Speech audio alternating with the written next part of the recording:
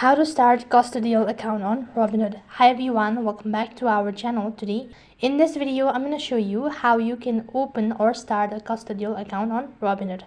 So basically, a custodial account is typically designed for minors, where an adult, usually a parent or guardian, manage investment on behalf of the minors until they reach the age of majority. So in order to set up or open custodial account for minors, what you'll have to do is, first of all, you need to look for a brokerage that offers custodial account. After that, you need to typically need the minor's personal information, such as their social security number, the adult's information, the custodian, and the details for funding the account. After that, you need to visit the brokerage firm website or app, locate the option to open the custodial account, fill out the necessary forms, and provide the required documents. Once the account is approved, deposit funds into the custodial account to start investing on behalf of the minors. As a custodian, you'll have control over managing the investment in the account until the minor reaches the age of majority in the state where the account is held.